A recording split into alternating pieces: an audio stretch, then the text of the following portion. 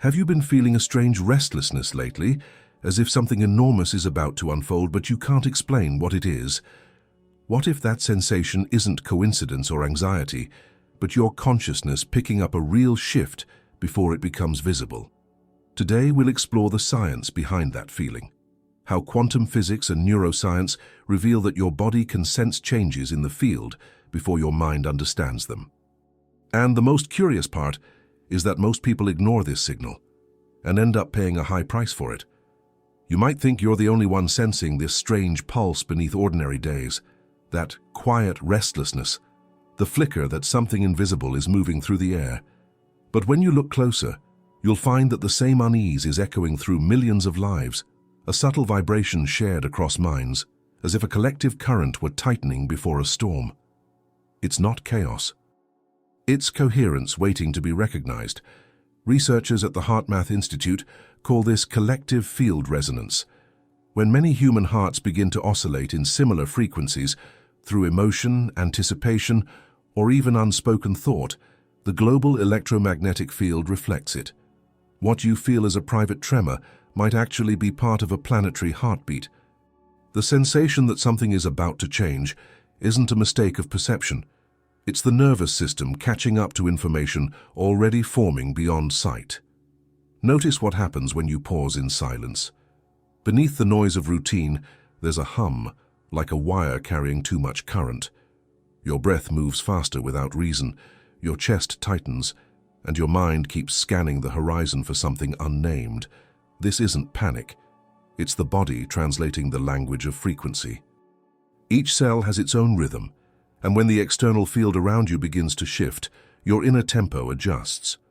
What you call restlessness is actually entrainment, the synchronization of your biology with an unseen signal. It's similar to how a flock of birds turns mid-air with perfect timing. No leader gives a command, their fields simply align. Humans do this too, though most have forgotten how to read the signs. When global events, emotional surges, or large-scale transitions approach, the coherence between people intensifies. You might wake at unusual hours, feel surges of anticipation without cause, or notice time stretching strangely. It's the field whispering that new patterns are forming. Yet our culture rarely teaches how to listen to this whisper. We label it anxiety, distraction, or fatigue. But there's a distinction. Anxiety contracts, coherence expands. Anxiety pulls your awareness inward into loops of worry, while energetic perception widens it, as if the edges of reality are softening. The challenge is learning to discern which one is speaking. That confusion, that tug-of-war between signal and noise, is where most people lose their internal compass. If you've ever walked into a room just after an argument, you know this phenomenon. Even in silence, the air feels thick. Energy leaves residue, and the body reads it before the mind interprets. Now imagine that sensitivity amplified across the entire planet. Millions of bodies, subconsciously scanning, receiving faint impressions from the same unfolding moment. You feel it as your own tension, but it's a message passing through the collective nervous system of humanity. Sometimes, this invisible symptom arrives before any visible cause. History has shown spikes in emotional and physiological data days before major world events, measured in random number generators and heart rate variability. It's as though the field itself anticipates change, and you, tuned in by your own sensitivity, perceive the ripple before it becomes a wave. Here's a quiet experiment. Close your eyes and think of someone you care about deeply. You might notice a warmth in your chest or a slight expansion behind your ribs. That's coherence forming. Now imagine thousands doing the same unconsciously, sensing, worrying, hoping, their emotions blending into a global tone. This tone is what you've been feeling lately, a soft but constant note of transformation. It doesn't belong to you alone. It belongs to all of us. Still, there's danger in misinterpreting it. Many people rush to escape the discomfort. They fill the gap with stimulation, caffeine, or noise. But when you suppress the signal, you also silence your intuitive radar. The body isn't malfunctioning, it's adapting. The question is whether you will allow the adjustment or resist it, because resistance converts resonance into anxiety, while surrender refines perception into clarity. And this is where the real test begins, discerning if what you feel is warning or awakening. The next step is to understand how most of us confuse intuition with fear, and how that single confusion can mute the very intelligence trying to guide us. There's a razor-thin line between intuition and anxiety, and most people walk across it every day without noticing. Both feel urgent, both live in the body. But one is a compass, the other a smoke alarm. The tragedy is that they sound almost identical when they start to speak. Think of a moment when a quiet unease settled over you, for no apparent reason. Maybe your chest tightened before a decision, or a flicker of resistance pulsed through your gut just before meeting someone new. You might have labeled it fear, told yourself to stay rational, to push through, but what if that discomfort wasn't panic at all? What if it was data, subtle information your consciousness had already gathered, translated into sensation before words could catch up? Anxiety is noise generated by the mind trying to control uncertainty. Intuition is signal, the body translating patterns that the mind can't yet articulate. The difference isn't in what you feel, but in how that feeling behaves. Anxiety loops. It repeats the same story with rising intensity, demanding resolution. Intuition arrives like a single pulse, brief and precise, then waits. It doesn't insist. It informs. When you ignore it, the pulse returns later, softer, but still there. Biologically, these two forces run on different circuits. Anxiety activates the amygdala, flooding your system with adrenaline and narrowing focus to threat detection. Intuition, by contrast, engages the insula, a region that integrates internal signals from the heart, gut, and environment. It's not an emotional reaction. It's pattern recognition, faster than thought. In that sense, intuition is a kind of quantum processing, your nervous system decoding probabilities before they solidify into events. But we live in a culture that worships certainty and speed. We've trained ourselves to distrust subtlety. So when the body whispers, we drown it with coffee, scrolling, or the constant hum of productivity. The quiet radar that could guide us through change gets mistaken for static. That's the fatal mistake, mistaking guidance for danger, clarity for chaos. If you've ever silenced that inner nudge only to watch circumstances later confirm it, you've felt this difference retroactively. Anxiety is reactive. It builds from the outside in. Intuition is anticipatory. It moves from the inside out. One drains energy, the other steadies it. You can feel it even in your breath. Anxiety makes it shallow and high. Intuition deepens it, as if preparing space for something to arrive. Try noticing this right now. When a thought about the future appears, pause before naming it. Observe where it lands in the body. Anxiety vibrates on the surface, a fast tremor just beneath the skin. Intuition sits lower, quieter, almost gravitational. It carries weight, but no panic. This difference can be felt in less than 2 seconds, yet most people rush past it. There's another layer to this confusion, the mind's attachment to control. Anxiety feeds on prediction, on imagining outcomes to protect the ego from surprise. Intuition doesn't care for control, it prefers coherence. When your internal state matches the rhythm of what's unfolding, intuition becomes effortless navigation.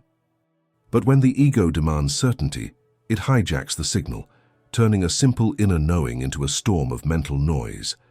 The irony is that anxiety isn't your enemy. It's a misdirected form of intuition. It's what happens when perception meets resistance. The nervous system senses change approaching, but the mind resists surrender, converting that signal into agitation. So the body shouts louder, trying to translate what you refuse to hear. This is why ignoring your sensations never works. You can numb them, but the information remains, looping, repeating, disguising itself as worry until you listen. Here's a simple exercise to illustrate the split. Think of a decision you've been delaying. Close your eyes and imagine choosing one option. Notice your body's first pre-verbal response, then imagine the opposite choice. Don't analyze, just feel. Which image makes your shoulders drop slightly? Which one tightens your stomach? The lighter one is intuitive coherence, the heavier, protective anxiety. The body doesn't lie, but interpretation requires honesty and stillness. Modern neuroscience supports this. Studies show that cardiac and gut signals often precede conscious awareness by seconds. Your physiology knows before your reasoning mind does. Yet if you label those early signals as stress, you sever the connection between insight and action. You become a static receiver, picking up the broadcast but never decoding the message. And this confusion matters more now than ever, because when collective fields start to shift, when reality itself trembles before transformation, your sensitivity increases. You begin to pick up more data, not less. If you can't tell anxiety from intuition, you'll treat every sign of change as threat. You'll contract just when you're meant to expand. This is why learning the language of the body isn't self-help. It's survival in an era of accelerating energy. The world is moving toward higher complexity, faster feedback, denser information. Your consciousness is evolving to match it. But to navigate this landscape, you must understand the medium itself, the quantum field that carries every pulse of intuition before it becomes visible form.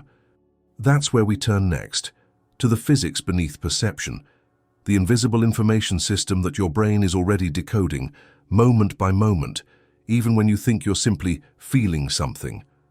Imagine reality not as a solid stage, but as a sea of invisible codes, waves of potential constantly folding and unfolding into what you call the world.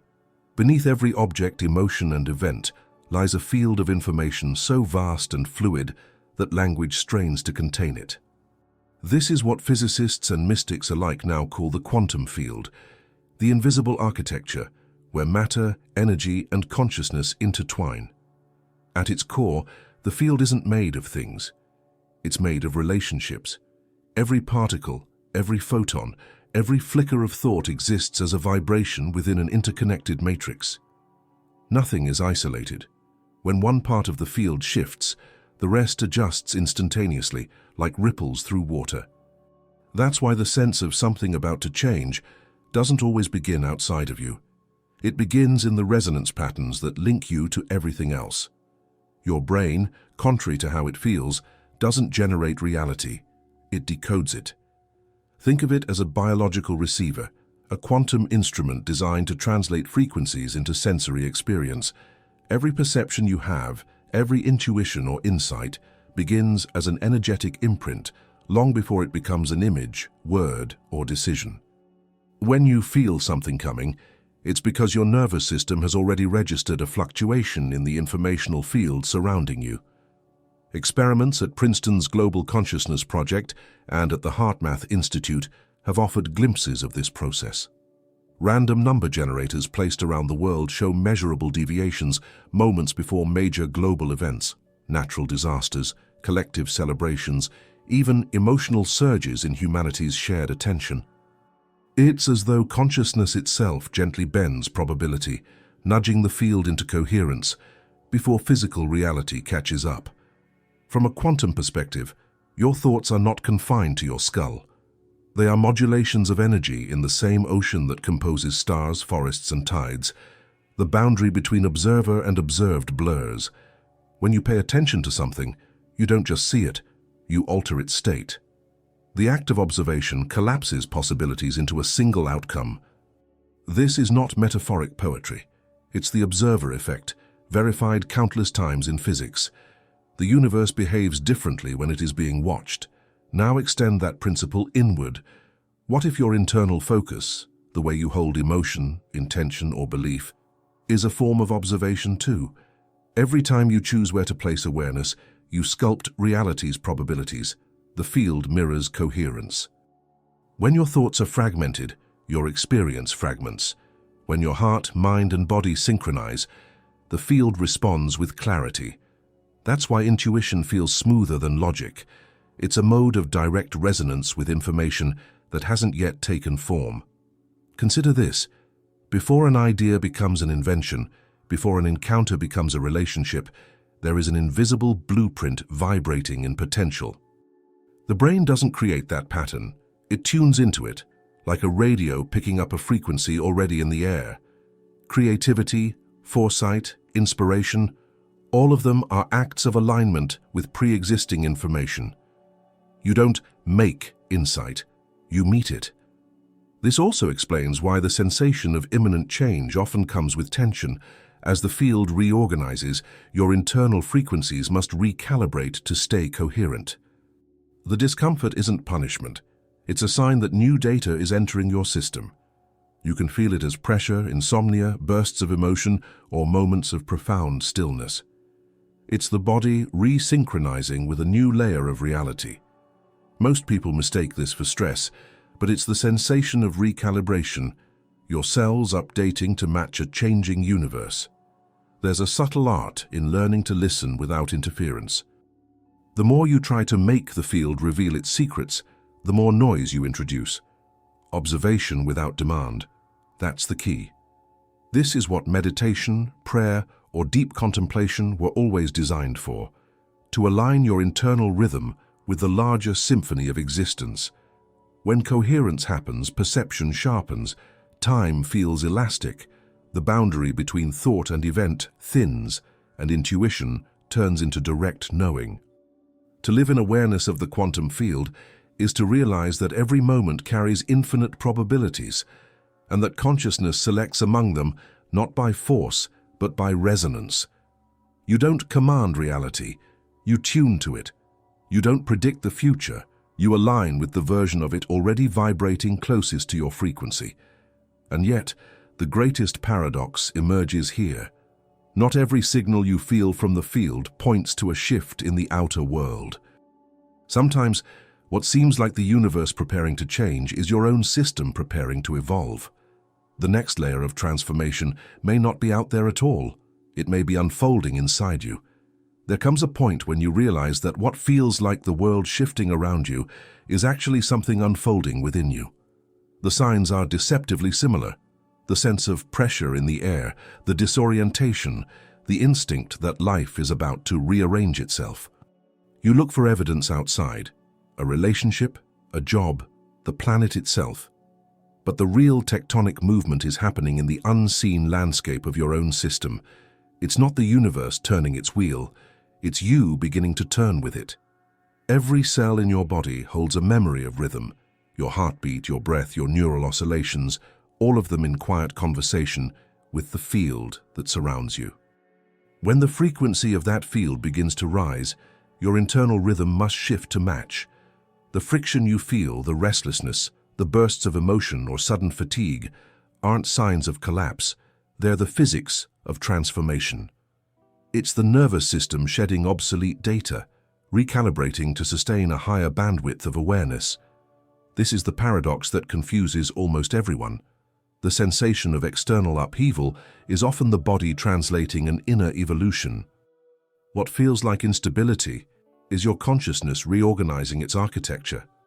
Old beliefs lose their gravitational pull, old habits lose meaning, and the ego, terrified of groundlessness, projects that turbulence onto the world. It tells you that life is falling apart, when in truth your perception is expanding beyond the frame it used to call life. Think of a caterpillar inside its cocoon. From the outside, nothing seems to move. But inside, the organism dissolves into liquid, every structure disassembling before reassembling into something that can fly. From the caterpillar's perspective, it must feel like annihilation, confusion, chaos, death. And yet, that dissolution is the mechanism of transformation. You're built the same way when your inner field begins to update. The dissolution feels like fear. The trick is not to label it as threat, but as signal. A biological indicator that new architecture is being built beneath the noise. Modern neuroscience echoes this pattern. Each time you adopt a new perception or drop an outdated one, your brain literally reconfigures itself. Synapses that once fired together stop connecting. New neural networks form pathways that didn't exist before. This process, called neuroplasticity, is the biological face of inner change. But at the scale of consciousness, it feels existential. The mind mourns its former certainty, unaware that something wiser is assembling behind the confusion. The body too participates in this metamorphosis. Energy reorganizes through somatic markers, Trembling, heat, insomnia, vivid dreams. These aren't malfunctions. They are your system clearing interference. The nervous system speaks the same language as the quantum field, vibration, and so the more you resist, the louder it shakes you. When you stop fighting and simply observe, coherence begins to return.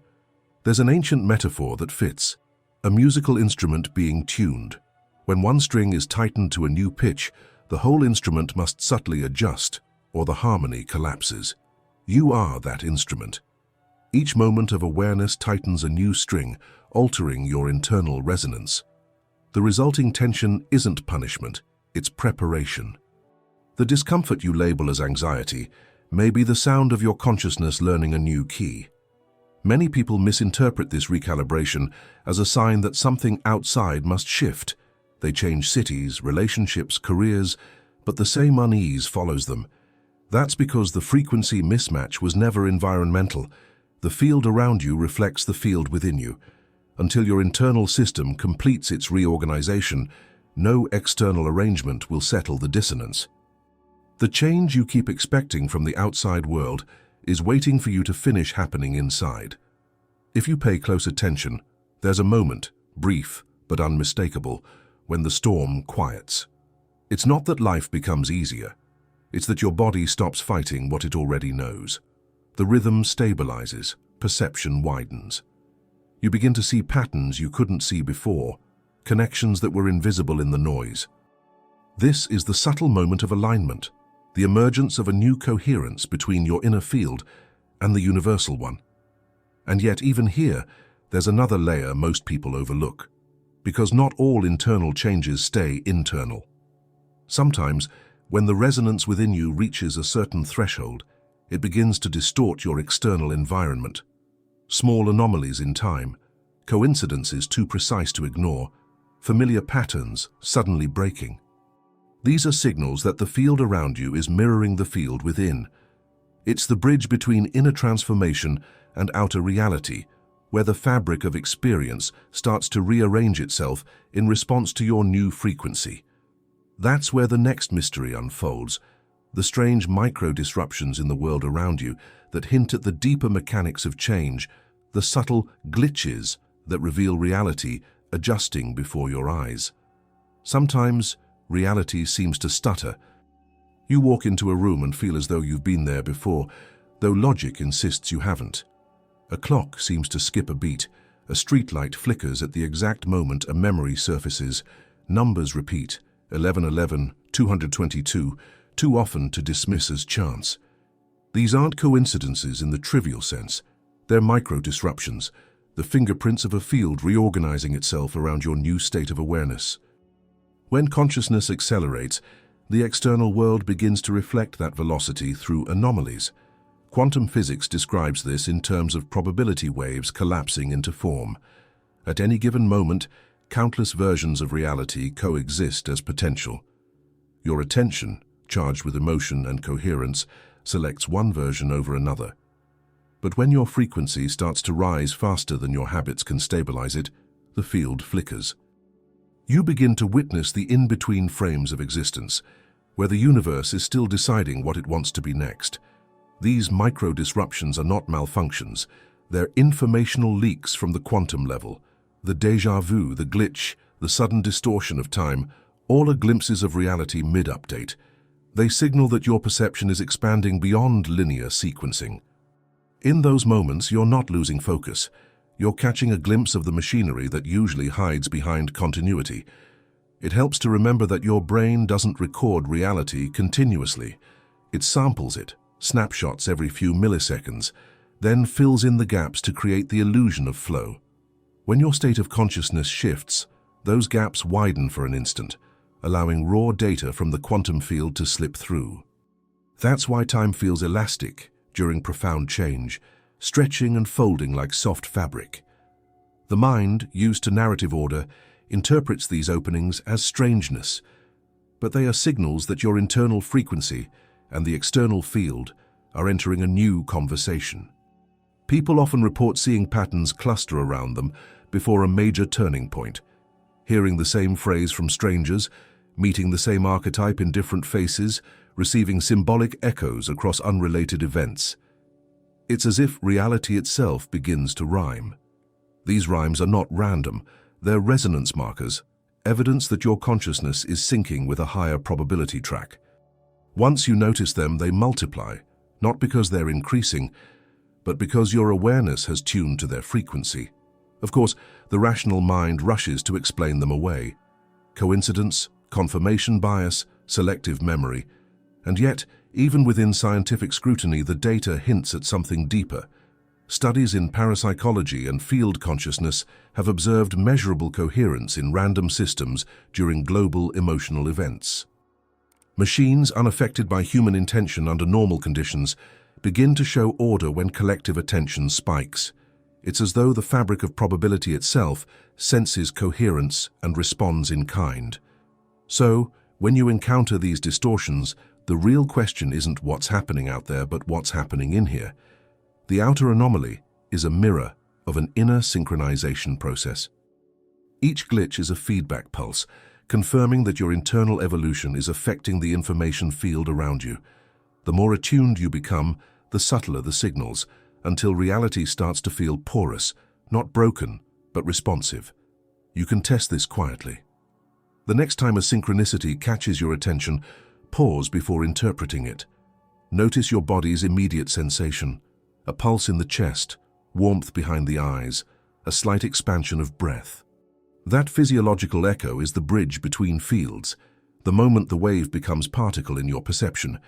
If you breathe into it instead of dismissing it, you reinforce coherence. You teach the field that you're listening. And the field, like any intelligent system, communicates more clearly when it knows it's being heard. But there's a risk in chasing these signs too feverishly. The ego can turn wonder into obsession, trying to control or decode every flicker as prophecy. The point isn't to collect phenomena, it's to develop sensitivity. The more you trust subtle feedback, the less the universe needs to shout through spectacle. Coherence replaces chaos. Gentle adjustments replace dramatic disruptions. You begin to live in dialogue with the field rather than in pursuit of proof, yet there's beauty in acknowledging the mystery. The next time the world bends slightly, when time slows, a pattern repeats, or an improbable alignment makes you stop, treat it as a gentle tap on the shoulder from the quantum field, reminding you that reality is alive, dynamic, and deeply aware of you. These micro-disruptions aren't there to frighten or confuse you. They're invitations to participate more consciously in creation itself. If you've been noticing these ripples, the repeated numbers, the strange timing, the coincidences that feel too intimate to be random, take a moment right now to affirm that awareness. Hit like as your way of signaling to the field, I see the pattern.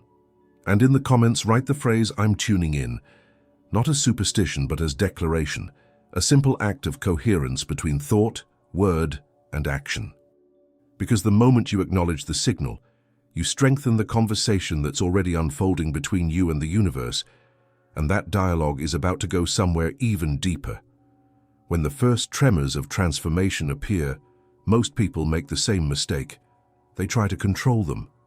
The instinct is ancient, to tighten the muscles, to plan, to predict, to hold the shifting ground as if certainty could be wrestled back through force.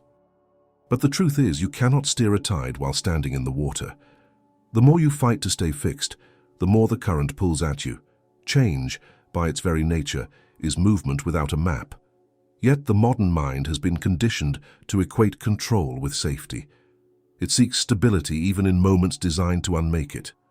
So when energy begins to reorganize, when the quantum field around you responds to new coherence, when intuition starts delivering data faster than logic can process, the ego panics. It interprets expansion as threat.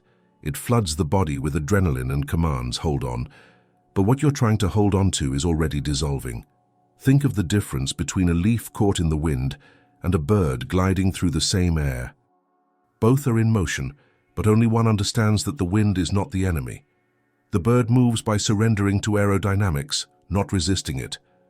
In the same way, transformation doesn't destroy you. Resistance does. Every attempt to control the unknown narrows the channel through which intelligence flows. It's like trying to catch light with a closed fist.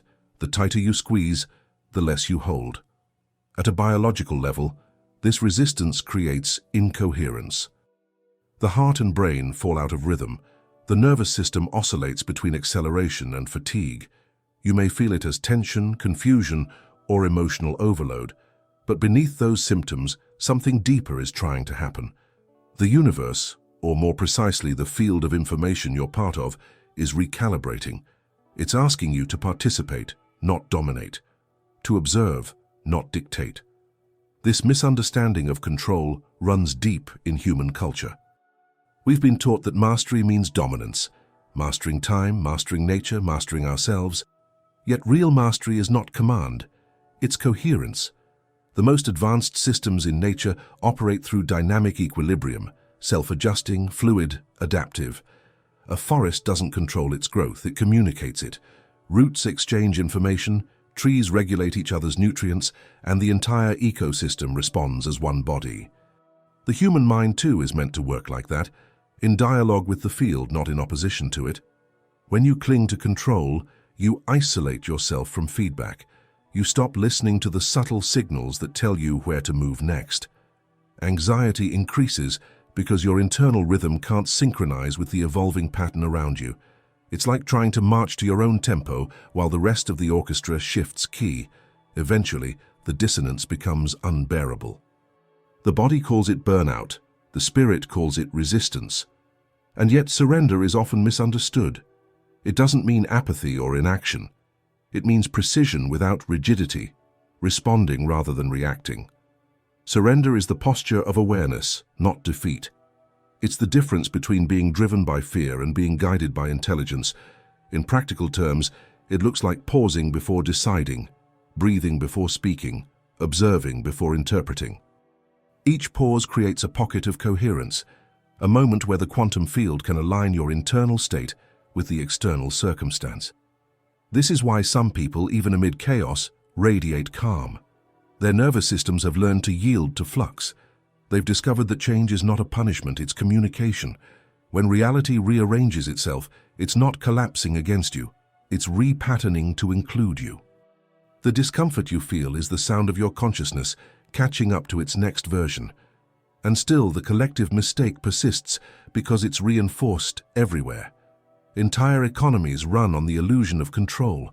Forecasts, algorithms, constant measurement, all attempts to solidify a fluid universe. But control is a myth dressed as logic. The universe is movement. Consciousness is participation. The moment you accept that, the need to manage everything dissolves. You begin to sense that the field doesn't require your command, only your coherence. There's a simple truth that few realize until they're exhausted from resisting. What you try to control, you separate from. What you align with, you become part of. The shift happening now, globally, personally, energetically, isn't asking for your domination. It's asking for your listening. Because beyond this point, control becomes interference, but alignment becomes navigation. And that's where the deeper work begins, learning to recognize the precise moment when the inner and outer fields meet in perfect coherence, when the sense of change stops feeling like a threat and starts feeling like clarity. There's a state where that alignment becomes measurable, where mind, emotion, and the electromagnetic rhythm of the heart move as one. That is where the forbidden secret of balance begins to reveal itself. There is a moment, rare, almost imperceptible, when everything inside you and around you begins to move in unison. Thoughts quiet. The body relaxes, not into passivity, but into precision. The air feels charged yet peaceful, as though time has opened a brief window of permission. This is alignment. It's the point where your mind, emotion, and the electromagnetic rhythm of your heart fall into coherence with the larger field. And though science can measure it, experience is the true proof, a soft certainty that you've stepped onto the right timeline. The reason it's called forbidden is not because someone outlawed it, but because almost no one is taught how to reach it. Society rewards reaction, not resonance. We're trained to chase the next step before the current one settles, to act without listening, to confuse motion with progress. Alignment asks for the opposite: stillness before movement, emptiness before creation. It's a frequency that refuses to reveal itself to the impatient mind. In laboratory settings, researchers at the HeartMath Institute have demonstrated that the heart generates an electromagnetic field hundreds of times stronger than the brain's. When emotion, thought, and physiology synchronize, that field becomes coherent, measurable, rhythmic, stable. In those moments, intuition spikes, decision-making sharpens, and external circumstances appear to respond with uncanny precision. The body isn't just reacting to life, it's broadcasting instructions into the quantum fabric, and the fabric listens. But the right moment cannot be forced. You can't command coherence any more than you can command trust. It happens when resistance dissolves. Usually it begins subtly. Breath deepens, the jaw unclenches, the pulse steadies. The mind stops bargaining with the future and returns to the immediate sensory world. The sound of air moving through the room, the weight of gravity on your feet. The present, which once felt ordinary, suddenly glows with structure. It's as if reality clicks into alignment with your awareness, like gears meshing after long hesitation. The ancient mystics describe this as the merging of will and current, the instant when personal intention and universal intelligence become indistinguishable. Modern language might call it flow, resonance, or coherence, but the essence is the same. Friction disappears, and effort turns into precision. What once felt impossible begins to unfold naturally. It's not that reality bends to your will, it's that you've stopped vibrating against it. Recognizing the right moment requires an entirely different kind of attention, not the sharp, analytical kind, but a wide, receptive awareness. You listen not just with your ears, but with your nervous system. You sense the quality of the moment, the way a sailor senses wind pressure on a sail. You can feel when a situation opens or closes, when timing supports you or resists you. Most people override these signals with logic, rushing ahead because the mind wants certainty. But alignment speaks in texture, not argument. It feels like clarity without thought, readiness without urgency. One sign that you've touched coherence is paradoxical calm during uncertainty. While others tighten, you expand. Your perception widens rather than contracts. The body becomes lighter, and choices seem to present themselves rather than demand to be hunted. You find yourself saying, "Yes, that's it," not because you reasoned your way to it, but because every fiber of you recognizes it as correct. There's also a peculiar elasticity of time in these moments. Minutes stretch, events line up effortlessly, synchronicities cluster like magnetic filings around a charge. You begin to suspect that alignment doesn't just influence outcomes, it reorganizes them. The field seems to conspire for coherence once coherence is achieved within you. But the instant you try to control it, to claim it, it fades. The state collapses under grasping. Coherence thrives on humility. It vanishes in possession. That's why alignment is so easily lost in modern life. Noise, urgency, distraction, all of them pull the mind out of rhythm with the heart. Yet the entry point remains deceptively simple: awareness of sensation. When you truly inhabit your own body, feeling your breath without altering it, observing emotion without argument, the system recalibrates. What follows is not mystical, but mechanical.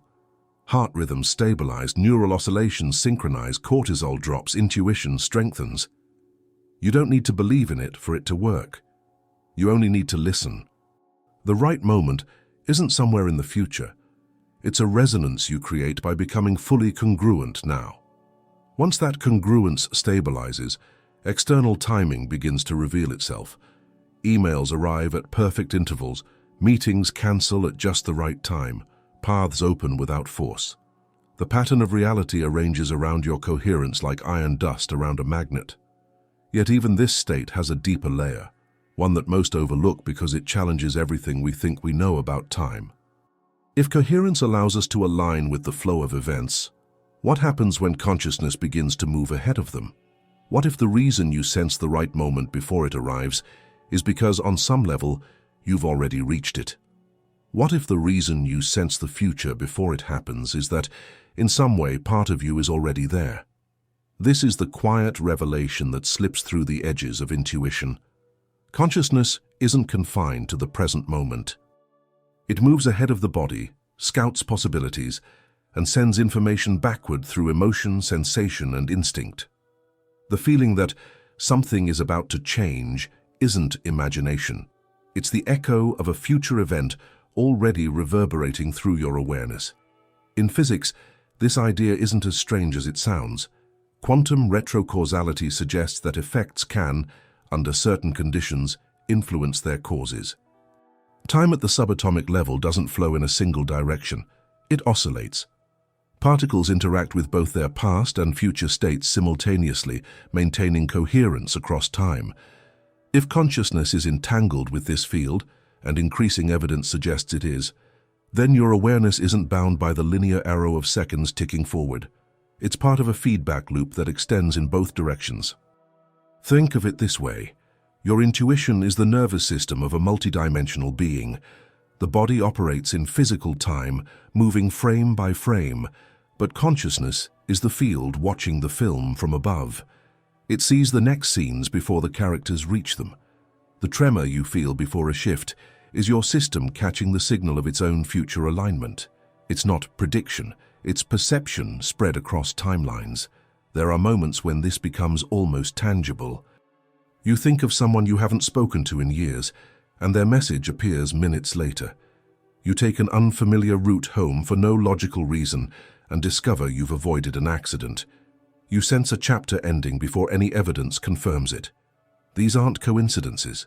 They're examples of your awareness sampling probabilities before they collapse into a single outcome. The field shows you previews, not as warnings or miracles but as calibration tools, ways to help you adjust your vibration to the version of reality you're about to enter. The mind, however, struggles with this concept because it's addicted to sequence. It believes that time is a conveyor belt, first cause, then effect. But consciousness experiences time more like a landscape. You can walk to different parts of it depending on your focus. When you meditate, dream, or enter deep emotional states, you're not escaping time. You're stepping sideways within it.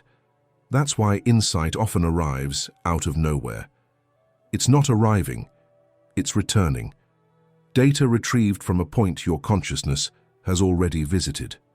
Biological evidence supports this subtle precognition. In controlled experiments, the human heart and nervous system have been shown to react seconds before random events occur, even when no sensory cues exist. Heart rate, skin conductivity, and brain waves shift in anticipation of something that hasn't yet happened in measurable reality. The body, it seems, receives the broadcast early. Consciousness sends the information backward along the line of time, allowing the organism to prepare. You've likely felt this without realizing it, that sudden stillness before a phone rings, the intuition to turn down a different street, the wave of calm before news arrives that could have caused panic. These are micro-messages from your extended self, adjusting you in advance. When you ignore them, life feels chaotic, full of surprises and missed chances. When you listen, it feels orchestrated, as though you're walking inside a score that you somehow helped compose. This doesn't mean the future is fixed. The field doesn't dictate one storyline. It holds countless potentials. Consciousness interacts with these probabilities continuously, nudging certain ones into visibility based on coherence, emotion, and attention. You're not merely reacting to the future, you're participating in its creation by responding to the signals it sends. The loop between your present awareness and your future state is alive, recursive, endlessly updating. The realization that consciousness moves ahead of time changes everything about how we experience uncertainty. What if your sense of anticipation isn't anxiety but recognition? What if the flutter in your chest is the resonance of a reality that already exists, waiting for your permission to manifest? The body trembles not because it fears the unknown, but because it's synchronizing with the timeline it's about to inhabit. And this is where the real art begins, learning how to collaborate with that forward-reaching intelligence. To use the feeling of something is coming not as tension, but as navigation, because the signal doesn't just warn, it invites. It guides you toward the version of yourself that's already living the change you sense. The next step is to understand how to work with that signal consciously, how to transform anticipation into participation, and to let the future unfold through you instead of around you. Every transformation begins as a vibration, and every vibration carries an instruction. The unease, the anticipation, the subtle pressure that something is shifting, all of it is data. The mistake is to interpret that data as danger. What if instead you could treat it as guidance? The art of using this feeling in your favor begins the moment you stop reacting to it and start listening to it. The first thing to understand is that the feeling itself is not the message. It's the envelope. Inside it lies information about what your consciousness is preparing to create. When you resist it, the envelope never opens. When you pause and feel it without naming it, the content begins to reveal itself through sensation, image, or knowing. That's the starting point of quantum practice, observation without interference. Imagine standing on the shore of a vast ocean. Each wave that touches your feet is a version of the future already forming in the field. If you panic and run, the signal collapses into noise. But if you stand still and attune your breathing to the rhythm of the waves, you begin to perceive patterns, repetitions, intervals, a kind of music. That's coherence in action. It's the moment your body becomes an instrument instead of an obstacle. To use this feeling consciously, you must shift from reaction to resonance. Reaction contracts the field. Resonance expands it. When you feel that strange inner restlessness, instead of asking what's wrong, ask what's aligning. This simple reframe moves you out of fear and into inquiry, allowing the nervous system to relax. Once the body relaxes, the informational signal strengthens. Emotion transforms from turbulence into current.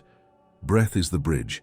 It's the simplest and most precise way to stabilize the channel between mind and field. When you inhale slowly, you amplify the heart's electromagnetic coherence. When you exhale fully, you discharge static, the residues of thought, worry, and old emotion. Within a few minutes, your perception begins to clear. You're not escaping the feeling anymore. You're decoding it. In this state, insights don't come as words, but as orientation. You just know where to turn, who to call, what to release. It's direction without deliberation. This practice also demands honesty. The field mirrors your internal state perfectly, so pretending to be calm doesn't generate coherence. It generates interference. If what you truly feel is fear or grief, acknowledge it without dramatizing it. The moment emotion is felt completely, it stops being reactive energy and becomes free energy. That liberation creates space for the next pattern to emerge. The universe doesn't require perfection, it requires participation. From there, action becomes effortless. You begin to sense when to move and when to wait. Sometimes the right step is immediate, an email, a conversation, a decision that's been lingering. Other times the signal says, not yet. Trusting that rhythm is key. Quantum processes unfold in non-linear timing. The body often feels the update long before the outer world adjusts. Acting too soon is like pulling a seed from the soil to see if it's growing. Patience isn't passivity, it's alignment with invisible sequencing. As you deepen this practice, synchronicities increase, not because you're suddenly lucky, but because your internal coherence has become an attractor for compatible patterns. The future starts organizing around your readiness. The people you need appear, opportunities surface, obstacles dissolve. You're no longer pushing reality, you're moving with it. The sensation of something about to change evolves from anxiety to anticipation, from turbulence to orchestration. It's important to remember that the feeling never fully disappears. Even the most attuned minds continue to sense the hum of potential ahead of them. The difference is how they hold it. For the untrained, it's tension. For the coherent, it's creative charge. The electric pressure that precedes manifestation, that current is sacred. It's the pulse of possibility, reminding you that creation isn't a single act, but a constant conversation between what you are and what you're becoming. So the next time the wave of change swells inside you, When time feels strange, when ordinary things shimmer with unfamiliar meaning, don't rush to fix or define it. Breathe, notice, and ask the question that turns fear into focus. What is trying to be born through me right now? Listen for the answer, not in words but in alignment. The body will soften, the mind will quiet, and the field will respond. Because the change you've been feeling isn't arriving from outside, it's waiting for your coherence to let it come through. So the next time that quiet tension rises, that strange certainty that something is about to change, don't run from it. Feel it. Your body isn't warning you. It's translating the quantum field in real time. Every breath you take in awareness sharpens that translation, turning uncertainty into guidance. You are not sensing the unknown. You are remembering what's already on its way to you. If you've made it this far, let me know you're part of this field of coherence. Write, "I'm ready for the shift," in the comments below. And if this message resonated with you, tap on one of the videos appearing on your screen right now to keep exploring this journey into consciousness and the hidden intelligence of change.